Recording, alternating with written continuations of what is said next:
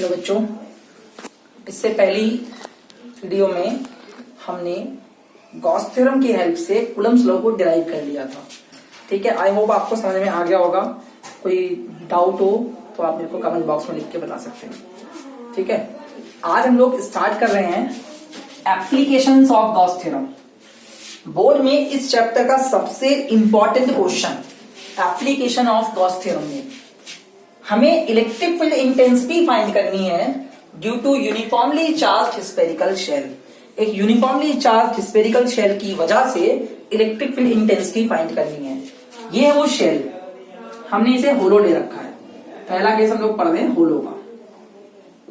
ठीक है, hollow spherical shell है जिस पर क्यू चार्ज इसकी सरफेस पे स्प्रेड हो रखा है। ठीक है, चार्ज डिस्ट्रीब्यूट रखा है इसकी सरफेस पर। इसका सरफेस एरिया लेट्स से हमने कह दिया एस। ठीक है, और सरफेस चार्ज डेंसिटी सिग्मा होगी, तो सरफेस चार्ज डेंसिटी सिग्मा हो जाएगी मेरी Q अपॉन एस, है ना। या ऐसा भी लिख सकते हैं Q is equals to sigma S. याद है ना, जब पूरी सरफेस पे चार्ज डिस्ट्रीब्यूट रखा होता है तो जो पैरामीटर वर्क करता है बोलते हैं सरफेस चार्ज डेंसिटी। इसका हम लोग यूज करेंगे आगे। अब मुझे इलेक्ट्रिक फील्ड फाइंड करना है इसकी वजह से। उसका पहला केस है फील्ड आउटसाइड द शेल, मतलब इस शेल के बाहर कोई पॉइंट है। Suppose this is the point P। हमें इस शेल की वजह से जो इलेक्ट्रिक फील्ड डेवलप हो रहा है P पॉइंट पे वो कैलकुलेट करना है। और P पॉइंट का सेपरेशन है इसके सेंटर से स्मॉल r। तो इसके सेंटर से स्मॉल r डिस्टेंस पर इस शेल के बाहर एक पॉइंट P है जहां पे हमें इस यूनिफॉर्मली डिस्ट्रीब्यूटेड चार्ज वाली शेल की वजह से इलेक्ट्रिक फील्ड कैलकुलेट करना है। तो जिस पॉइंट पे इलेक्ट्रिक फील्ड फाइंड करना होता है वहां पर हम लोग एक गॉसियन सरफेस एज्यूम कर लेते हैं। स्फेरिकल गॉसियन सरफेस हमने बना ली इसके चारों तरफ। ठीक है, इस सरफेस को मैंने नाम दे दिया S1। शेल S है, गॉसियन सरफेस को नाम दे दिया मैंने S1। कोई दिक्कत नहीं। हमने अगर हम इस चार्ज की वजह से देखें, पॉजिटिव चार्ज की वजह से, तो P पॉइंट पर जो इलेक्ट्रिक फील्ड होगा वो रेडियली आउटवर्ड होगा या नहीं होगा? E पॉइंट पे जो इलेक्ट्रिक फील्ड होगा वो रेडियली आउटवर्ड होगा। क्यों? क्योंकि जो पॉजिटिव चार्ज होता है उससे इलेक्ट्रिक फील्ड आउटवर्ड होता है, नेगेटिव चार्ज से इलेक्ट्रिक फील्ड इनवर्ड होता है। तो P पॉइंट पे शेल की वजह से जो इलेक्ट्रिक फील्ड होगा वो रेडियली आउटवर्ड होगा, और उसे मैंने डायरेक्शन को कह दिया R cap. R cap will be the direction, radially outward direction. ठीक है, क्योंकि सोर्स चार्ज हमारा पॉजिटिव है तो रेडियली आउटवर्ड इलेक्ट्रिक फील्ड होगा। अब इस गॉसियन सरफेस पर, इस गॉसियन सरफेस S1 पर मैंने छोटा सा एरिया एलिमेंट एज्यूम कर लिया DS1। छोटा सा एरिया एलिमेंट एज्यूम कर लिया DS1। तो यहां पर अगर मैं इसका unit normal vector, outward normal vector draw करूं n कैप, तो वो ऐसे होगा सरफेस से। तो what about the area vector equation? Area vector होगा DS1 is equals to DS1 साथ में n कैप, क्योंकि एरिया वेक्टर उस डायरेक्शन में होता है जिस डायरेक्शन में यूनिट आउटवर्ड नॉर्मल वेक्टर काम करता है। तो यहां तक कोई प्रॉब्लम किसी को भी नहीं। तो बाय गॉस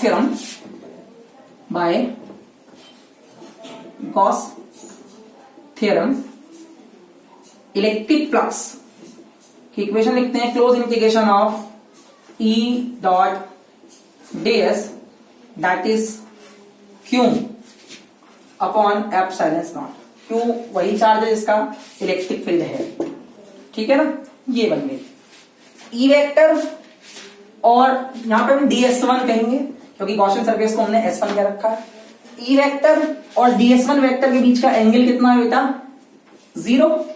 अगर D वेक्टर और DS1 वेक्टर के बीच का एंगल 0 है तो मैं इसे लिख दूंगा close integration of E DS1 cos 0 Q over epsilon not.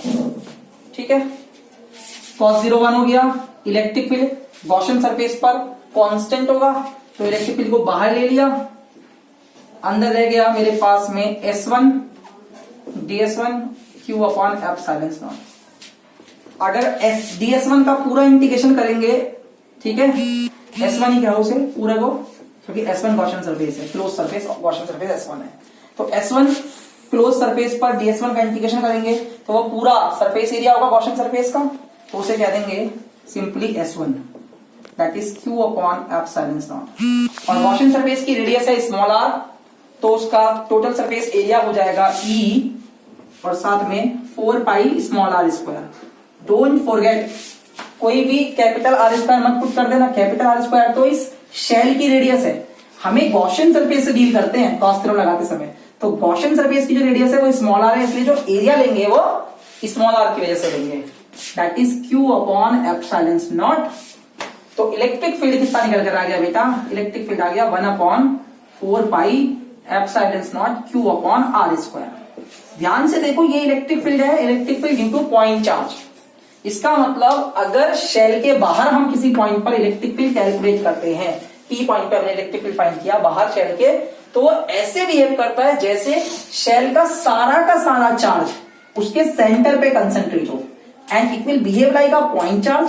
और इस पॉइंट चार्ज से r डिस्टेंस पर p पॉइंट है, and we have to calculate the electric field due to point charge. और electric field due to point charge यही आता है 1/4 pi epsilon not Q upon r square. तो because of that particular result, in case of outward point, we assume that the whole charge which is distributed at the surface of the shell will be concentrated, behave to be concentrated as the center of the shell।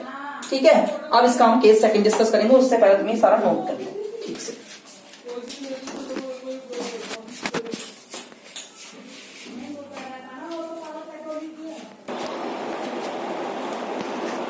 तो इससे पहले बेटा हमने electric field की intensity due to uniformly charged spherical shell निकाली at a point which is outside from the shell, shell के बाहर किसी पॉइंट पर निकाली। अगर पॉइंट हमारा आउटसाइड द शेल है, अगर पॉइंट हमारा आउटसाइड द शेल है, तो पॉइंट की जो डिस्टेंस है वो शेल की रेडियस से ज्यादा होगी भाई, तभी तो आउटसाइड होगा, शेल की रेडियस से बाहर की तरफ होगी। ऐसे तो था, एक शेल थी सर जिसकी रेडियस थी r, और स्मॉल r डिस्टेंस पे एक पॉइंट था p बाहर, तो हमने यहां पे बनाई थी गॉसियन सरफेस। तो ये स्मॉल r कैपिटल R से बड़ा है, और इस केस में हमारा इलेक्ट्रिक फील्ड का फॉर्मूला निकल कर आया E is equals to 1/4 pi epsilon not Q over r square, where r is the separation from the center of the shell to point P, and Q is the charge which is distributed at the surface of the shell, behave as to concentrate at the center। ये हमने discuss कर लिया। अब हमें निकालनी है second case में at the point on the surface of shell. मतलब अगर ये जो पॉइंट है जिस पर इलेक्ट्रिक फील्ड कैलकुलेट करना है, ये शेल की सरफेस पे आ जाए, मतलब यहाँ आ जाए ये point, this is the now the position of. अगर यहाँ आ गया तो क्या स्मॉल r और कैपिटल R इक्वल हो जाएगा? हाँ सर, भाई जिस पॉइंट पे कैलकुलेट करनी है उसकी डिस्टेंस को स्मॉल r क्या रखा है सेंटर से, वो और शेल की रेडियस इक्वली तो हो जाएंगे। अगर वो पॉइंट ऑफ ऑब्जर्वेशन हमारी शेल की सरफेस पे आ जाए, ये डिस्टेंस और ये डिस्टेंस इक्वल हो गई, ये स्मॉल r ये कैपिटल R, सही है। तो बस इस सब्स्टिट्यूशन को यहाँ रखो, तब इलेक्ट्रिक फील्ड क्या हो जाएगा? इलेक्ट्रिक फील्ड हो जाएगा बेटा मेरे 1/4 pi epsilon not Q upon capital R square, सही है। मैंने स्मॉल r की जगह कैपिटल R लिख कर दिया। तुम्हें याद होगा मैंने डिस्कस किया था, अगर शेल की सरफेस चार्ज डेंसिटी सिग्मा है और उसका सरफेस एरिया S है, तो हम 1/4 पाई एप्सिलॉन ऐसे रखेंगे और इसे लिख देंगे sigma into S, that is R square. और surface area of the shell, uniformly charge shell का सरफेस एरिया क्या होगा? 4 पाई R स्क्वायर, नीचे R square, 4 pi R square से 4 pi R square cancel.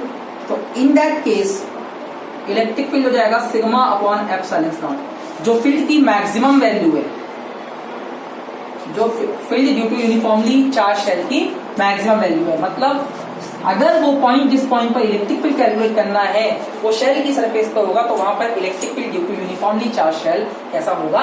Maximum होगा। और इससे आउटवर्ड केस में इलेक्ट्रिक फील्ड डिक्रीज हो रहा होगा एज 1/r स्क्वायर। तो ये दो पॉइंट आपको याद रखने हैं। और अब हम बात करेंगे अपने थर्ड केस की, ठीक है।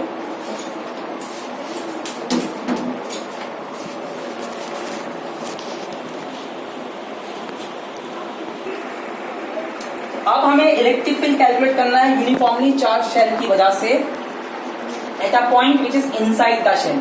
शेल के अंदर वो पॉइंट एग्जिस्ट करता है जहां पे इलेक्ट्रिक फील्ड फाइंड करना है। मतलब ये हमारी एक शेल है, ठीक है, ये इसका सेंटर है, शेल का सरफेस एरिया एस है, सरफेस को एस के रखा है और शेल की रेडियस आर है और चार्ज जो है वो इसकी सरफेस पे यूनिफॉर्मली डिस्ट्रीब्यूट हो रखा है। और ये कैसी शेल है? होलो शेल है। सॉलिड नॉन कंडक्टिंग शेल का केस दूसरा होता है, वो भी डिस्कस करेंगे, ठीक है। तो चार्ज डिस्ट्रीब्यूट हो रखा है Q। We have to find the electric field due to this uniformly charge shell at a point inside the shell. यहां कहीं वो पॉइंट है P जहां हमें इलेक्ट्रिक फील्ड कैलकुलेट करना है शेल के अंदर। मैंने कहा था जिस पॉइंट पे हमें इलेक्ट्रिक फील्ड कैलकुलेट करना होता है वहां से पास होती हुई हम क्या ड्रॉ करते हैं? Imaginary Gaussian surface. जब आउटवर्ड आउटसाइड का पॉइंट तो बाहर बनी थी शेल, मतलब स्फेरिकल सरफेस जो गॉसियन सरफेस थी। जब एट द सरफेस था तो वो सरफेस ही गॉसियन सरफेस की तरह बिहेव कर रही थी, इसी पे बनी थी। और अब क्योंकि पॉइंट इनसाइड द शेल है तो गॉसियन सरफेस जो बनेगी वो इनसाइड द शेल बनेगी, ठीक है। ये होगी गॉसियन सरफेस। इसे नाम दे दो कुछ भी, सपोज लेट्स से S3, कुछ भी कह सकते हो, S3, ठीक है। और इस पॉइंट की जो डिस्टेंस है सेंटर से वो है स्मॉल r, पॉइंट की डिस्टेंस है वो है स्मॉल r। तो अगेन द सेम थिंग, हमने इसका छोटा सा एरिया एज्यूम कर लिया and that area is DS3, ठीक है, DS3। इस एरिया से normal outward vector n cap draw करेंगे, वो ऐसे होगा बाहर की तरफ। That means this will be the direction of area vector DS3। तो DS3 क्या होगा? DS3 vector is equal to DS3 into n cap outward. और इलेक्ट्रिक फील्ड पॉजिटिव चार्ज की वजह से जो होना चाहिए P पॉइंट पे, वो भी रेडियली आउटवर्ड होना चाहिए मेरे हिसाब से, इफ यू थिंक सो। चलिए, now by applying Gauss theorem,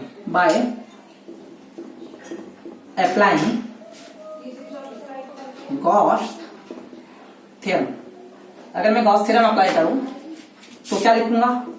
electric flux is equals to close integration of E dot ds is equals to Q upon epsilon not. यही होगा। अभी इलेक्ट्रिक फील्ड अगर कांस्टेंट है पूरी सरफेस पे, Gaussian surface पे, अगर हमने चार्ज को सेंटर पे कंसंट्रेट करते हुए माना है तो E बाहर गया। चलो डिस्क्राइब करके कर लेते हैं पूरा, फिर कहोगे सर शॉर्टकट मार देते हैं। S3 का हो भाई, गॉसियन सरफेस S3 है, DS3 cos 0 Q upon epsilon not. cos 0 1 हो गया, इलेक्ट्रिक फील्ड कांस्टेंट है सरफेस पे, हो गया बाहर। DS3 Q upon epsilon not. Finally बताओ एरा और DS3 का इंटीग्रेशन हो जाएगा S3, total surface area of the Gaussian surface S3 which is inside the shell, that is Q upon epsilon naught। Now Gauss theorem में जो Q होता है वो charge inside the Gaussian surface होता है, लेकिन अगर गॉसियन सरफेस S3 है और चार्ज सारा का सारा स्फेरिकल शेल की सरफेस पे है तो क्या S3 के अंदर कोई चार्ज एग्जिस्ट करता है? नहीं। अगर गॉसियन सरफेस के अंदर कोई चार्ज एग्जिस्ट नहीं करता तो मैंने तुम्हें इससे पहले वीडियो में बता रखा है, अपने आउटकम्स ऑफ गॉस थ्योरम वाली मेरी वीडियो देख सकते हो तुम लोग, कि अगर गॉसियन सरफेस के अंदर कोई चार्ज नहीं है तो फ्लक्स 0 होता है। In that situation we can write it as DS3 0 upon epsilon not, that will become 0। ES3 equals to 0, that means electric field inside any point through a uniformly charged spherical shell, inside any point electric field क्या होगा? 0। Uniformly charge spherical shell के हर एक inside point पर electric field को क्या होना पड़ेगा? 0, ठीक है। चाहे वो पॉइंट यहां हो, कहीं पर।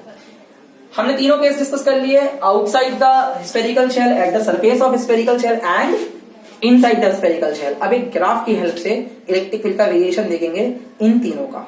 2 मिनट में आपसे नोट करो, मैं आपको पॉज करेंगे, एक ग्राफ रहेगा।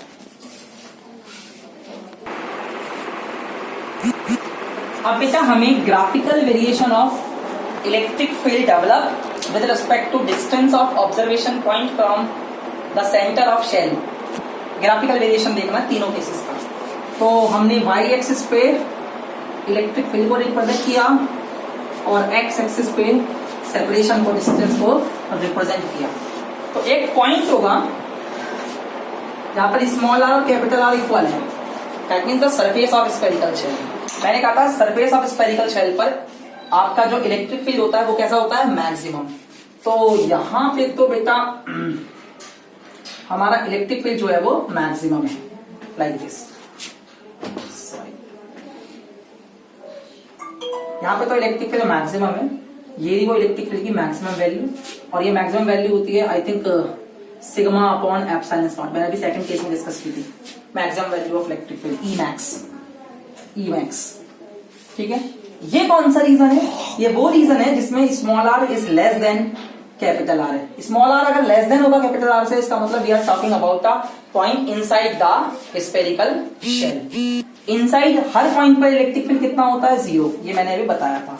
तो यानी कि यहां से यहां तक ये ग्राफ रहेगा इसी एक्स एक्सिस पे, क्योंकि ये 0 इलेक्ट्रिक फील्ड को रिप्रेजेंट करेगा।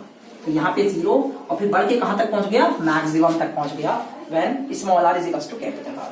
अभी जो आगे का सारा जोन है ये होगा when small R is greater than capital R, मतलब these all are the outward point from the spherical shell. और इस कंडीशन में मैंने कहा था कि जो आपका इलेक्ट्रिक फील्ड होगा वो आर के स्क्वायर के इनवर्सली प्रोपोर्शनल होगा, मतलब डिक्रीज होगा आर स्क्वायर के साथ, लाइक दिस कारण क्यों, क्योंकि R square is proportional to R square. तो this will be the variation of electric field inside, outside and at the surface of uniformly charged spherical shell। यहां मेरी Gauss theorem की पहली application electric field due to uniformly charge spherical shell complete हो गई। 2 applications और हैं जिन्हें हम बहुत जल्दी नेक्स्ट वीडियो में कवर करेंगे। Thank you so much.